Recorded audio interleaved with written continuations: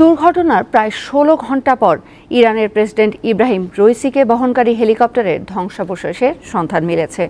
ইরানের রাষ্ট্রীয় সংবাদ মাধ্যম ইরনার খবরে বলা হয়, দুর্ঘটনার পর প্রেসিডেন্ট রইসি ও পররাষ্ট্রমন্ত্রীর বেঁচে থাকার সম্ভাবনা প্রায় নেই। আন্তর্জাতিক বিভিন্ন সংবাদ মাধ্যমের খবরে বলা হচ্ছে, দুর্ঘটনার পর ইরানের প্রেসিডেন্টকে বহনকারী হেলিকপ্টারটি একেবারেই পুড়ে গেছে। এর আগে রবিবার ইরানের পূর্ব আজারবাইজান প্রদেশের জোলফা এলাকার কাছে রইসিকে বহনকারী হেলিকপ্টারটি দুর্ঘটনার শিকার হয়। একই হেলিকপ্টারে ছিলেন দেশটির পররাষ্ট্রমন্ত্রী হোসেন আমির আবদুল্লাহিয়ান, পূর্ব আজারবাইজান প্রদেশের গভর্নর মালেক রাহমাতি, তাবরিজ জুমার নামাজের নেতা হজ্জাতুল-ইমাম আল হাশেম সহ আরও কয়েকজন কর্মকর্তা।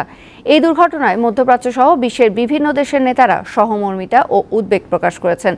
ইরানের সর্বোচ্চ নেতা আয়াতুল্লাহ আলী খমেনি উদ্বেগ প্রকাশ করেন।